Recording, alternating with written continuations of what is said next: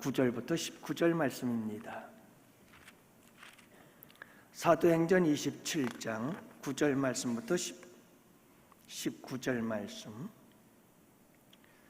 이제 우리 다 같이 함께 한 목소리로 말씀 받들어 읽겠습니다.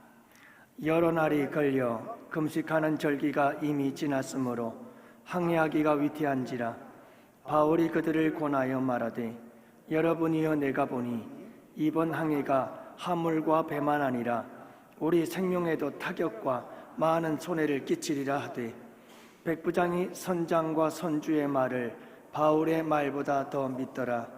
그 항구가 겨울을 지나기로 불편하므로 거기서 떠나 아무쪼록 베닉스에 가서 겨울을 지내자 하는 자가 더 많으니 베닉스는 그레데 항구라 한쪽은 서남을 한쪽은 서북을 향하였더라. 남풍이 순하게 불매 그들이 뜻을 이룬 줄 알고 닻을 감아 그레네 해변을 끼고 항해하더니 얼마 안 되어 섬 가운데로부터 유라굴로라는 광풍이 크게 일어나니 배가 밀려 바람을 맞추어 갈 수 없어 가는 대로 두고 쫓겨가다가 가우다라 하는 작은 섬 아래에 지나 간신히 거루를 잡아 끌어올리고 줄을 가지고 선체를 둘러감고 스르디스에 걸릴까 두려워하여 연장을 내리고 그냥 쫓겨가더니 우리가 풍랑을 심히 애쓰다가 이튿날 사공들이 짐을 바다에 풀어버리고 사흘째 되는 날에 배의 기구를 그들의 손에서 내어버리니라. 아멘.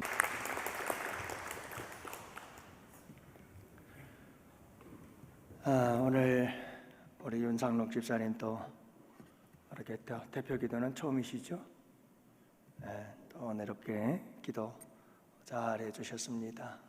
우리 주님께서 기쁘게 받으신 줄로 믿습니다. 하나님의 자녀들에겐 벙어리가 없어요.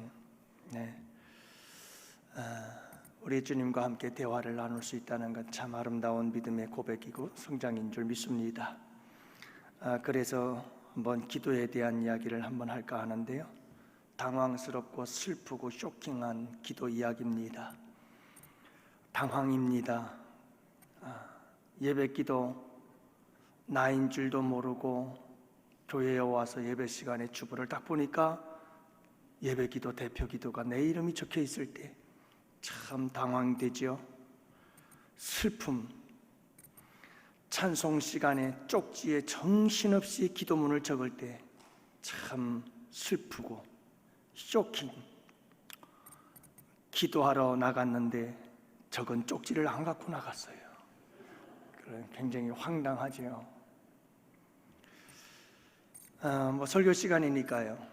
당황스럽고 슬프고 쇼킹한 이야기. 당황, 설교 시간에 자꾸 졸음이 밀려와요. 슬픔, 나는 졸고 있다가 옆을 쳐다보니 옆에 있는 사람도 같이 졸아요. 쇼킹, 나는 그냥 조는데 옆 사람은 코를 고네요. 이럴 땐 굉장히 당황스럽고 쇼킹한 일이다.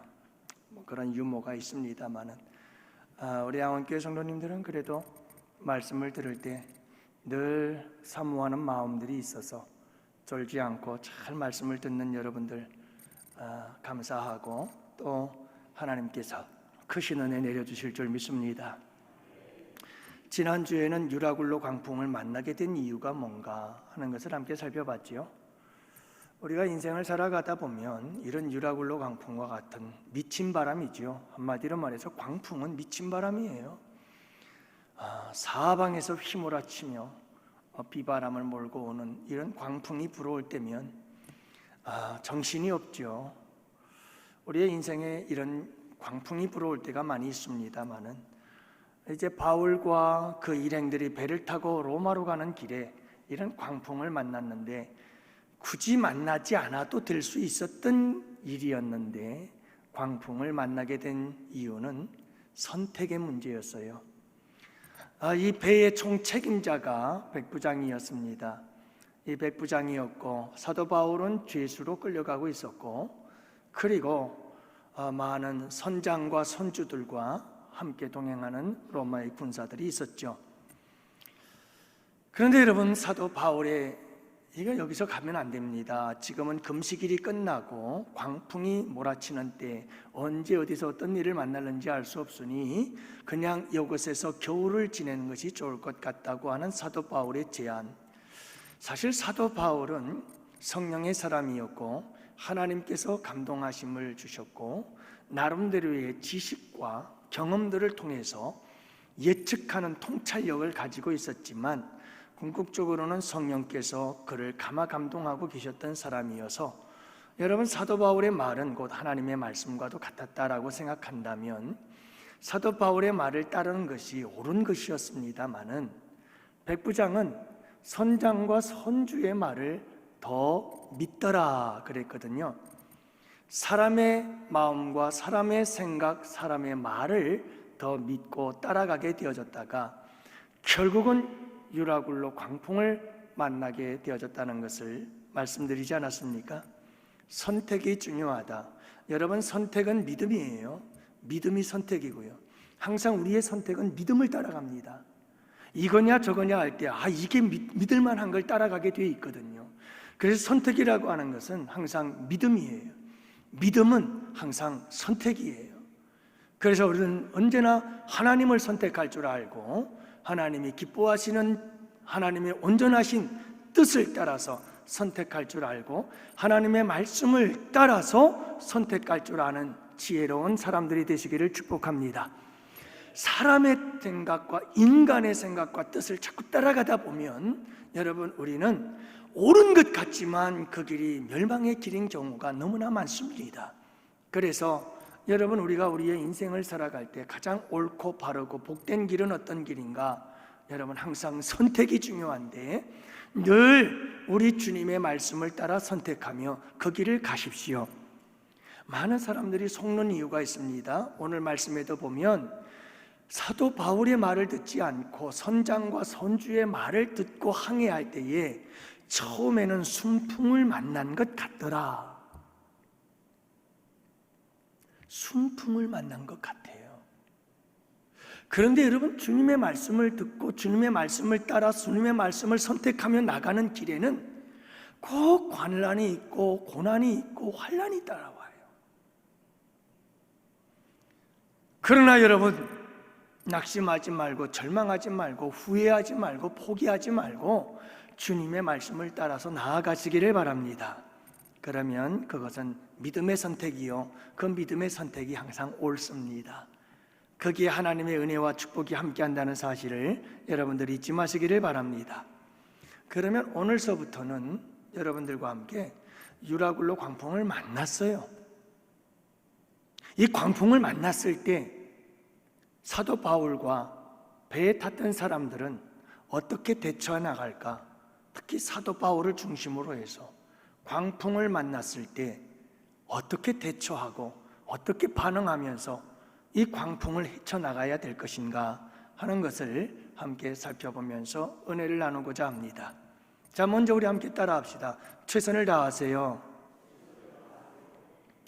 여러분, 15절 말씀에 보면 쫓겨가다가 배가 바람에 쫓겨가요. 여러분, 배가 바다를 타고 가는 게 아니고 바다의 파도가 배를 쫓아내고 있는 거예요. 이게 반대로 제어 능력이 상실되어져 버린 거죠. 17절도 쫓겨가더니 이 파도에 배가 쫓겨가는 거예요. 배가 파도를 타고 가야 되는데 파도가 너무나 심하니까 배가 파도에 의해서 쫓겨다니고 있는 거예요. 유라굴로 광풍이 얼마나 강한지를 보여주고 있고요. 그래서 배는 광풍에 이리저리 끌려다니고 있는 것을 보게 되어집니다. 전혀 통제 불능의 상태에 빠져 있는 거예요. 사람의 힘으로는 도저히 더 이상 어떻게 할 수 없는 처지에 이르고 말았다는 거죠. 스루디스에 걸릴까 두려워했다. 17절 말씀. 스루디스는 뭘까요? 이것은 얕은 물가에 바다 얕은 물가, 얕은 바닷가에 쌓여 있는 모래섬 같은 거예요. 그러니까 보이진 않아요. 물 속에는 있는데 물속에 있어서 보이진 않는데 모래와 같은 섬이 쌓여 있어서 여러분 거기에 배가 걸리면 여지없이 풍랑 속에서 넘어지고 쓰러져 배가 침몰할 수밖에 없는 거예요. 이렇게 여러분 바닷속에 산재해 있는 모래 구름을 만나서 배가 뒤집힐까 봐 무엇하고 있었더라? 두려워하고 있었습니다. 그 여러분 이 배에 탔던 모든 사람들이 풍랑을 만나 두렵고 암초를 만나 배가 파손될까 두렵고 스르디스에 걸려서 배가 뒤집힐까 두렵고 온갖 이런저런 두려움으로 가득 차 있는 상태. 여러분 이렇게 지금 이 사도 바울이 탄 배는 광풍을 만나서 인간으로서는 어찌할 수 없는 상황에 놓여 있다는 것을 알 수가 있습니다. 하지만 이와 같은 절망적 상황 속에서 가만히 있었는가? 될 대로 되라 내버려 두었는가? 그렇지 않더라 이 말이에요. 16절 말씀에 보면 간신히 거루를 잡아 17절 말씀에 보니까 끌어올리고 줄을 가지고 선체를 둘러 감았다. 18절 말씀에 보니까 우리가 풍랑으로 힘이 애를 썼다. 여러분 이 말씀들을 가만히 보면 도저히 통제할 수 없는 이 풍랑과 파도 앞에서 어쩔 수 없는 상황에 놓여 있지만 그럼에도 불구하고 사도 바울과 그 배에 있던 모든 사람들 여러분 지금 이 풍랑과 맞서서 끝까지 싸우고 있는 거예요. 도저히 통제 불가능한 이 상황 속에서도 우리가 할 수 있는 일에 대해서는 최선을 다해보자.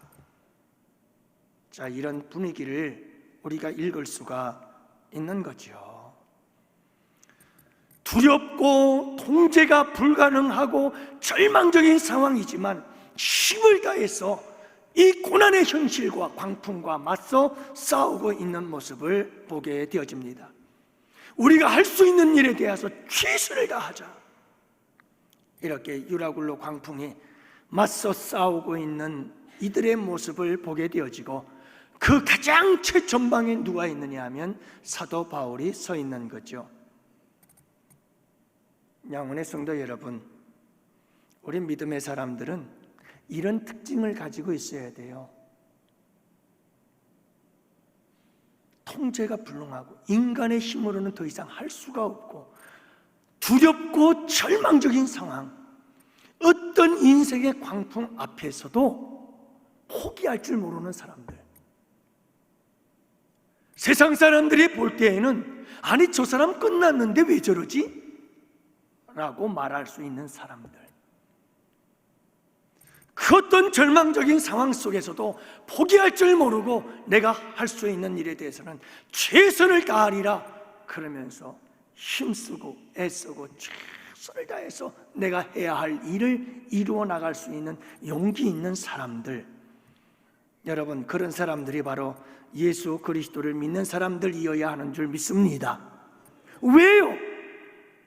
우리가 믿는 하나님은 우리의 힘과 능력을 초월하니까요. 우리가 믿는 하나님은 기적의 하나님이니까요. 우리가 믿는 하나님은 통제불능의 상황 속에서도 역사하시고 그 모든 것을 광풍을 잠잠케 할 수 있는 분이 우리 주님이신 줄 믿습니다. 그렇기 때문에 포기하지 않습니다. 낙심하지 않습니다. 절망하지 않습니다. 어떤 절망의 상황 속에서도 광풍 앞에서도 내가 할 수 있는 일이라면 끝까지 최선을 다할 줄 아는 사람, 죽는 그 순간까지 여러분 우리가 할 수 있는 일에 대해서 용기를 잃지 않고 최선을 다해서 일할 수 있는 사람, 이런 사람이 여러분 진정 예수 믿는 사람인 줄 믿습니다. 그래야지 아이고 뭐 예수 믿는 사람들을 그냥 조금만 힘들어도 포기하고 조금만 힘들어도 낙심하고 내려놓고 이렇다면 여러분 도대체 예수 믿는 힘이, 예수 믿는 믿음의 능력이 뭐죠? 그렇잖아요. 세상 사람들은 포기하고 세상 사람들은 다 이제 끝났다 라고 이야기를 할 때에도 아니야, 끝이 아니야 라고 여러분 많은 사람들을 앞장서서 계속해서 우리가 해야 할 일들을 끝까지 죽는 그 순간까지라도 여러분 최선을 다할 줄 아는 사람들에게 우리 주님의 역사하심이 함께 하시는 줄 믿습니다. 할렐루야. 우리 예수 믿는 사람들은 이런 데서 구별이 돼야 되는 거죠. 이런 데서. 그리고 여러분 이 배라고 하는 것은 우리에게 의미가 있는 것은 한 공동체 속에서 여러분 이렇게 절망적일 때 우리 예수 믿는 사람들은 사도 바울과 같이 일어날 수 있어야 돼요. 그래서 절망적인 상황 속에서도 앞장서서 여러분 아직 우리는 끝이 아닙니다 라고 말할 수 있는 이런 믿음의 용기와 고백을 가지고 살아갈 수 있는 우리 양원의 성도들 되시기를 축복합니다. 여러분 오늘 떡 맛있었죠? 아주 떡이 맛있어요. 우리 이재인 집사님이 이게 6번째 도전이었어요. 그러니까 무단히 또 노력을 많이 한 거죠. 여러분 어린이집 국공립 어린이집 원장 자리가 그렇게 쉽지가 않은 거예요. 우리 집사님 많은 공부도 했거든요. 그리고 많은 경험도 쌓고 참 남부럽지 않은 그런 스펙들을 다 가지고 있었는데도 이게 쉽지를 않아요. 여러분 한두 번 두세 번 하다 보면 낙심이 되고 실망이 되지 않겠어요? 근데 여러분 5번 6번 계속 도전하는 거예요. 끝까지 최선을 다하면서 기도하면서 힘쓰고 최선을 다하고 노력하고, 그러니까 여러분 하나님께서 열어주시고 이런 축복의 은혜를 베풀어 주시는 줄 믿습니다. 예수 믿는 사람들은 여러분 이제 그만해 해도 아니야 아직 끝이 아니야 하고 도전할 수 있는 이런 용기가 있는 사람들이어야 될 줄 믿습니다. 여러분 오늘 우리 지혜가 여기 나왔습니다만 우리 지혜도 여기저기 알바도 하고 또 여기 취업도 했다가 또 안 돼서 또 저쪽도 했다가 참 무단히 노력하고 애쓰고 지금까지 열심히 나름대로 살아왔어요. 그래서 여러분 포기하지 않는 거예요. 이 젊은 사람들이 오늘 아침에도 말씀을 드렸지만 나 홀로족들이 얼마나 많아요. 여러분들 직장 구하다가 이래 힘들고 저래 힘들고 그런다 보면 사람들이 세상 살기 너무 힘들다 막 낙심하고 절망하고, 그래서 여러분 나 홀로족으로 은둔형의 이런 외톨이가 되어져서 여러분이 마주 세상에 나오기를 싫어하고 그냥 집거하는 이런 젊은이들이 얼마나 많냐고요. 아니 52%라고 그랬잖아요. 나는 나 홀로족이다 라고 생각하는 20대가 52%예요 그러니까 여러분 이 시대의 20대 젊은이들 가운데 절반 이상이 다 나 홀로족이다, 나는 그런 생각을 갖고 사는 거예요.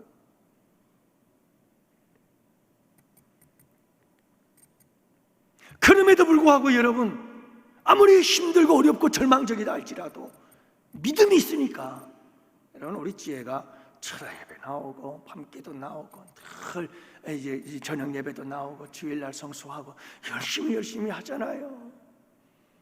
하나님께서 좋은 직장을 주셨다고 그래요. 포스코 무역 관리하는 곳에 하나님께서 좋은 직장을 주셨는데 그 직장에 한 달 다니고 이제 회사들은 그런 것 같더라고요. 이렇게 15일 정도 되면 매달 월급날은 똑같으니까 거기에 대해서 이렇게 탁탁탁 계산해서 월급도 주고 그러죠. 이제 우리 주혜가 첫 월급을 받아서 하나님께 다 월급을 온전하게 하나님께 올려드렸어요. 참 이게 귀한 거거든요. 참 귀한 거예요. 여러분 열심히 일을 해서 첫 월급을 하나님께 다 올려드린다는 게 그게 쉬운 일이 아니죠. 그게 뭐냐 하면 우리 예수 믿는 사람들은요 쉽게 포기하면 안 돼요. 왜냐하면 내 한계를 넘어서 우리 주님이 계시니까. 이 절망적 상황을 뛰어넘어 역사하시는 우리 주님이 계시니까. 그 주님을 믿고 우리는 끝까지 최선을 다하고 나아가야 돼요. 계속해서 도전하며 나아가야 돼요. 그럴 때 우리 주님께서 축복의 역사를 이루어 주시는 줄 믿습니다. 그 다음엔 여러분 우리가 어떤 광풍을 만나도 여러분 낙심하고 절망하지 마세요. 오늘 우리 큐티반들 함께 큐티 나눈 것도 그거거든요. 여러분 예레미야에 가서 예레미야가 애가를 부르면서 너무너무 슬퍼하지요. 이스라엘 백성들이 범죄해서 바벨론에 의해서 멸망을 당하고 온 백성들은 포로로 끌려가는 그 비참한 현실 속에서 슬퍼서 노래를 부르지만, 오늘 말씀해 보니까 예레미야는 소망이 있다, 아직도 소망이 있다, 하나님께서 우리를 징계하시지만 영원히 버리지 않을 것이다, 우리에게 이 고통을 주신 것은 하나님의 본심이 아니다, 그러면서 막 소망을 노래하고 있잖아요. 그러면서 그래, 이 고난의 시간 70년의 노예 생활을, 이 포로 생활을 내가 참 기쁨으로 감사함으로 감당해 나가리라. 반드시 하나님께서 포로 귀환의 역사를 이루어 주시리라. 아니나 다를까 이방의 왕 고레스의 마음을 움직여서 70년이 딱 되자마자 우리 하나님께서 여러분 포로 회복시켜 주시는 역사를 이루어 주시는 줄 믿습니다. 그러니까 여러분, 항상 우리 예수 믿는 사람들은 희망을 갖고 소망을 갖고 살아야 되는 거예요. 포기하지 마시고 낙심하지 마시고. 그래서 우리 예수 믿는 사람들에게는 한도 없고 끝도 없는 동굴이 아니라, 우리 예수 믿는 사람들에게 모든 고난은 터널이요. 따라합시다. 터널은 시작이 있고 끝이 있어요. 그래서 터널, 캄캄하고 어두운 터널을 딱 지나가면 환한 광명의 밝은 세상이 쫙 돌아오는 거예요. 항상 우리에게는 소망이 있다는 말이에요. 두 번째로, 광풍이 몰아닥칠 때 우리가 해야 할 일이 있어요. 여러분, 유라굴로와 같은 광풍이 불어오거든, 이런 광풍을 만나거든 우리가 해야 될 일이 있는데 무엇일까요? 한번 보십시다. 18절 말씀해 보면 이렇게 기록되어져 있지요. 우리가 풍랑으로 힘이 애쓰다가 이튿날 사공들이 짐을 바다에 풀어버리기 시작했다. 자, 여러분, 풍랑을 만났는데 배가 무거우면 물이 차올라서 가라앉기 쉽잖아요. 그래서 배를 가볍게 해야 돼요. 자, 그래서 이제 이 사공들이 배에 있는 짐들을 내다버리기를 시작하는 거예요. 그게 살 길인 거예요. 여러분, 광풍을 만났을 때, 풍랑이 일고 파도가 쳐서 물이 막 배 안으로 들어올 때 빨리 이 배 안에 있는 짐들을 버려야 살아요. 버려야. 그래서 여러분이 사공들이 짐을 바다에 집어 던지기 시작하는 거예요. 무엇만 남겨놓느냐? 38절 말씀에 보니까 배부르게 먹고 밀을 바다에 버려 배를 가볍게 하였다. 그래요. 그러니까 지금 오늘 본문 속에서는 38절까지 가기 전에 오늘 본문 말씀 속에서는 다 버리고 뭐만 남겨놨느냐 하면 비상식량, 밀만 남겨놨던 거예요. 밀. 그리고는 다 버렸어요. 다 버렸어요. 여러분, 오늘 말씀에 보면 19절에 이어서 또 이렇게 말씀하고 있어요. 사흘째 되는 날에 배의 기구를 그들의 손으로 내버리니라. 그래서 이제는 뭘 버리기 시작하느냐 하면 배의 기구들을 버리기 시작하는 거예요. 이건 최후의 방법이거든요.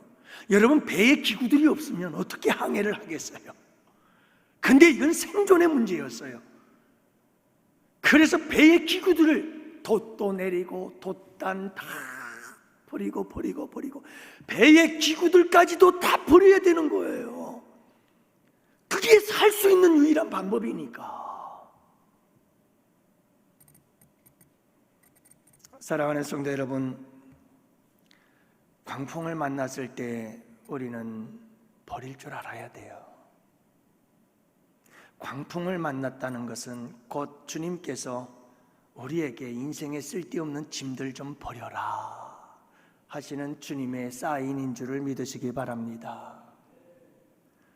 여러분, 하나님 나라 천국을 향해서 항해하는 우리의 배, 우리의 인생의 뱃길에는 무거우면, 광풍 만났을 때 무거우면 배가 가라앉아요. 그래서 우리의 인생에 어려움이 닥쳐오거든 여러분, 좀 무거운 짐들, 쓸데없는 짐들 다 버리세요. 바다에 집어 던져야 돼요. 죄의 짐도 내어버리고 육신의 짐도 내어버리고 욕심의 짐도 내어버리고 내 그 알량한 자존심도 좀 버리고, 여러분 자꾸 좀 버려야 돼요. 버려야 돼요. 그래서 내 인생의 배가 좀 가벼워져야 되는 거예요. 여러분, 광풍을 만났다는 것은 우리 주님께서 우리에게 짐을 좀 버려라. 너무 무거워. 좀 짐 좀 버려. 꼭 필요한 것만 남겨놓고 좀 버리면 어떻겠니? 그 말씀이죠. 그래서 여러분, 광풍을 만났을 때 이거 저거 다 내려 버리세요. 버리세요. 근데 여러분, 이것도 버리고 저것도 버리고 다 버리는 거 좋은데 우리 주님께서 정말 버리기를 원하시는 게 뭔지 아세요? 요나, 요놈의 나를 보면 알아요. 이 요놈의 나, 요나를 보니까, 여러분 요나를 보세요. 요나가 풍랑을 만났어요. 요나가 타고 가는 배에 풍랑을 만났어요. 광풍을 만난 거예요. 광풍을 만나고 풍랑을 만나자 이 배도 마찬가지였어요. 이 배에 있는 무거운 짐들을 전부 다 바다에 집어 던지는 거예요. 버려야 사니까. 근데 아무리 버려도 풍랑이 잠잠해지질 않아. 그래서 이게 도대체 무슨 이유 때문일까? 그러다가 이 배에 누군가 죄를 지은 사람이 탔다. 제비를 뽑아보니 누가 딱 나왔냐? 요놈의 나가 딱 잡힌 거예요. 자, 요나가 이 광풍을 만난 건 나의 연고라 고백을 하면서 요나가 뭐라고 말하는 줄 아시나요? 나를 바다에 던지시오. 그래서 여러분, 이 사공들이 요나를 바닷속에 집어 던졌어요.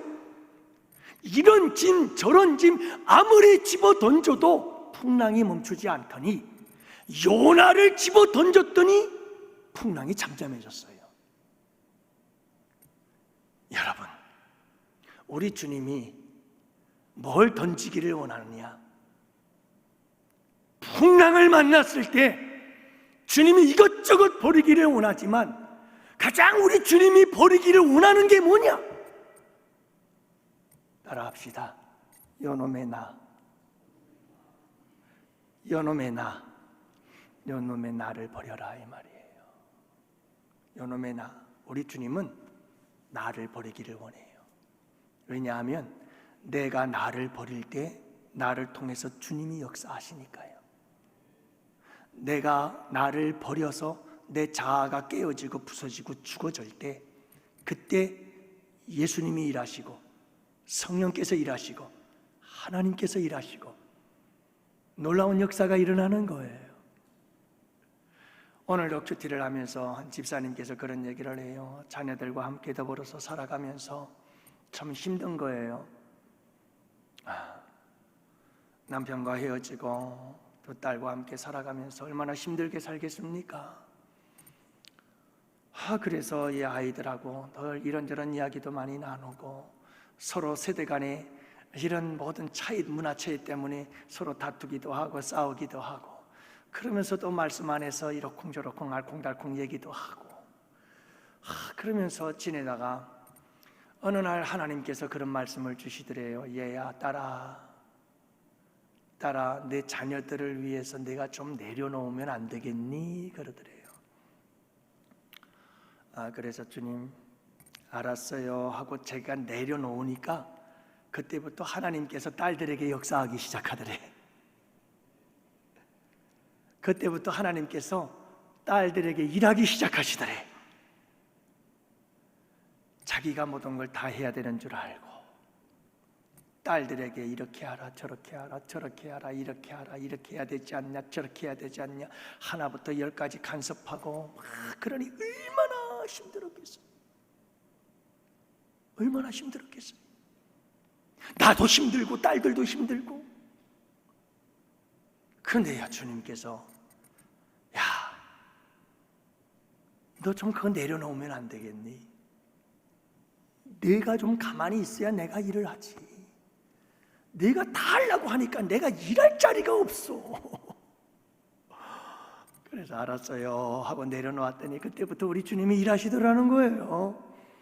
여러분, 좀 버릴 거 버려야 돼요. 내가 내려놓을 것도 좀 내려놔야 돼요. 그래야 주님이 일해요. 너무 우리는 똑똑해요. 우리는 너무 내가 잘났어요. 그래서 무슨 일이든지 다 내가 하려고 그래요. 주님이 일할 시간이 없고 주님이 일할 기회가 없는 거예요. 여러분, 좀 버리세요. 쓸데없는 것들 다 버리세요. 그리고 그분이 일할 수 있도록 하세요. 내 지정의를 자주 내려놓으세요. 그게 바로 요놈의 나를 버리는 거예요. 내 생각, 내 감정, 내 의지, 이런 것들을 좀 내려놓으세요. 그리고 주님께서 좀 일하세요.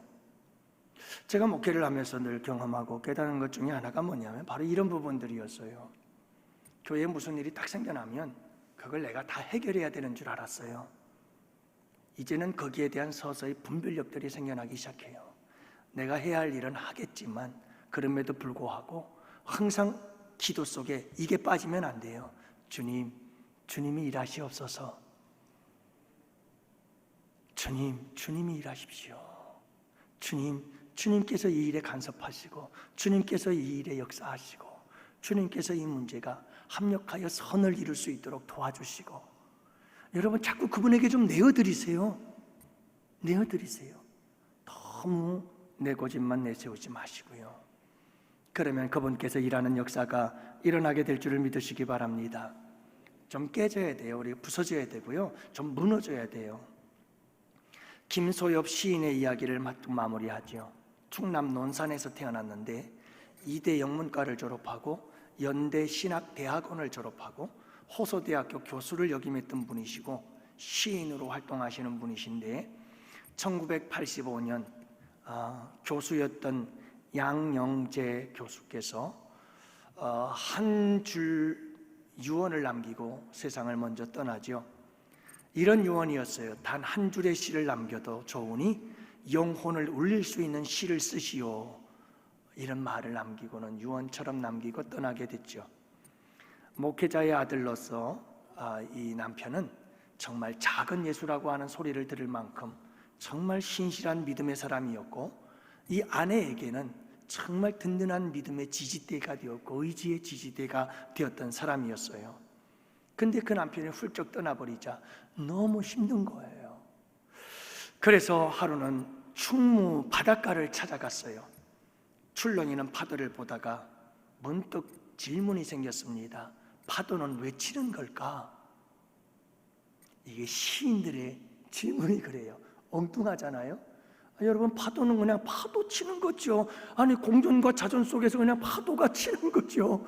근데 시인들은 참 이런 걸 깊이 있게 물어요. 파도는 왜 치는 걸까? 세상의 온갖 더러운 물, 불순물들을 열려진 모성으로 받아들이니 바다인가 보다. 그리 받아들이려고 하다 보니 얼마나 아플까? 그 아픔이 전해져 왔어요. 그러면서 그분이 하시는 말씀, 그래, 그리 아파 못 견뎌 몸부림치다 보니 파도로 일렁이게 되고 그렇게 소금을 만들어내는 것이구나. 부패함을 막는 존재, 세상을 깨끗하게 하는 소금은 고통 가운데 몸부림치며 탄생하는 것이구나. 그래서 그는 그 자리에서 펜을 들어 한 편의 시를 써요. 그 시의 제목이 바다에 뜬 별이라고 하는 시인데요, 그 시의 내용이 이렇습니다. 부서져야 하리, 더 많이 부서져야 하리. 이 생의 욕심이 하얗게 소금이 될 때까지 무너져야 하리, 더 많이 무너져야 하리. 억만 번 부딪혀 푸른 상처로 질펀이 들어 눕기까지 씻겨야 하리, 더 많이 씻겨야 하리. 또 씻겨 제 몸 속살까지 하늘에 비춰야 하리. 이 시가 다윗과 요나단의 작곡을 통해서 찬양으로 재탄생하게 되지요. 그 찬송이 이 찬양이에요. 부서져야 하리, 부서져야 하리, 무너져야 하리, 무너져야 하리, 깨져야 하리, 더 많이 깨져야 하리, 씻겨야 하리, 깨끗이 씻겨야 하리, 다 버리고 다 고치고 겸손히 낮아져도 주 앞에서 정결타고 자랑치 못할 거예요. 부서져야 하리, 부서져야 하리. 20대 전도사 시절 기타를 치면서 찬양을 부르면서 하염없이 이 찬양을 불렀던 일들이 기억이 납니다. 주님, 이 못난 자가 더 깨져야 되고, 이 미련한 자가 더 깨져야 되고, 더 부서져야 하고, 종종 그때가 굉장히 그리울 때가 있어요. 그래서 기타 하나 갖다 놓고 내 방에서 좀 기타도 치면서 찬양도 부르고 싶은데 이놈의 목이 갔어. 그래서 찬양을 부르기가 쉽지가 않은, 정말 그때가 그리워요. 얼마나 찬양을 부르면서 은혜가 많았는지 늘 눈물을 달고 살았어요.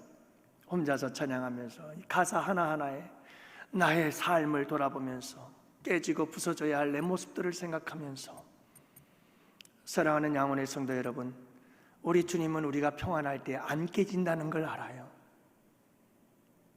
우리 주님은 순탄하게 항해할 때 우리의 자아가 깨어지지 않는다는 걸 너무너무너무 잘 알아요. 그래서 종종 우리 주님은 우리에게 광풍을 허락하기도 하셔요. 광풍을 주셔서 요놈의 나를 바닷속에 집어던지라고, 내 자아를 깨뜨리려고 주님께서 우리에게 광풍을 주십니다. 여러분, 깨지세요. 저는 깨져서 행복한 사람이고, 저는 부서져서 행복한 사람이고, 저는 무너져서 행복한 사람이에요. 다른 건 몰라도 저는 그 비밀을 압니다. 깨지면 행복해져요. 여러분, 부서지면 행복해져요. 나만 행복한 게 아니라 내 주변에 있는 사람들이 행복해집니다.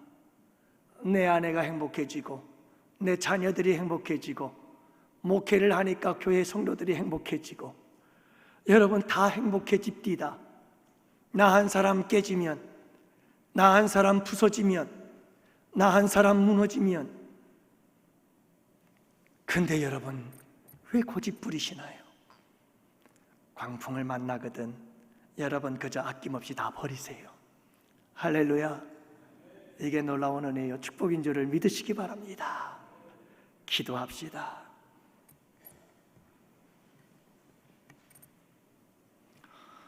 살아계신 아버지 하나님, 감사합니다. 오늘도 우리에게 귀한 은혜의 말씀 주셔서 고맙습니다.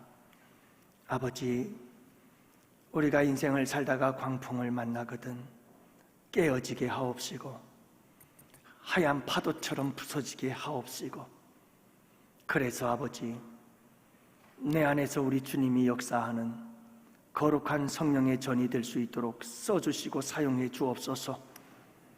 사랑하는 우리 청년, 아버지 하나님 앞에 이렇게 첫 월급을 온전히 주님 드립니다.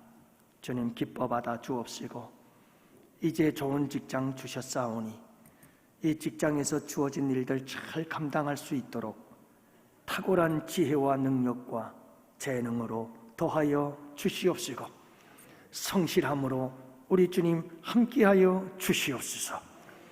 아버지 하나님, 우리 김성경 집사님, 나를 사랑하시는 주님께 이 감사가 내 입술에서 떠나지 않기를 원하오니, 주님, 그 입술의 감사가 삶의 감사로 변화되어지는 역사가 있도록 삶을 감사할 아름다운 모습으로 가득가득 채워 주시옵소서. 우리 고소라 청년 건축 헌금 드립니다. 사랑하는 딸을 주님 기억하여 주옵시고 아버지 하나님 앞에 하나님의 전을 사모하여 드리오니 우리 주님께서 크신 은혜와 축복을 도하시고 앞날 위에 주님의 축복이 함께해 주시옵소서. 오늘도 아버지께 예배하고 돌아가 또 한 주를 살아내야 할 우리 성도들, 오늘 주님과 함께하는 이 한 주의 첫날을 주님과 함께 시작하여 싸우니 우리 주님 손잡고 이 한 주도 승리할 수 있도록 도우시고 주님 강하신 오른손으로 우리를 꼭 붙잡아 주시옵소서. 그리하실 우리 주님을 찬양하옵고 이제는 우리 주 예수 그리스도의 구속의 은혜와 하나님 아버지의 사랑하심과 성령님의 교통하시고 인도하심이 이곳에 모인 주의 백성들 머리 위에 가정 위에 생업 위에 우리 양원교회와 양원교회에서 협력하는 국내의 교회와 선교지와 기관들 위에와 사랑하는 조국 대한민국과 군복무 유학 출타 중에 있는 우리 양원의 지체와 권속들 머리 위에 이제로부터 영원토록 함께 있을지어다. 아멘.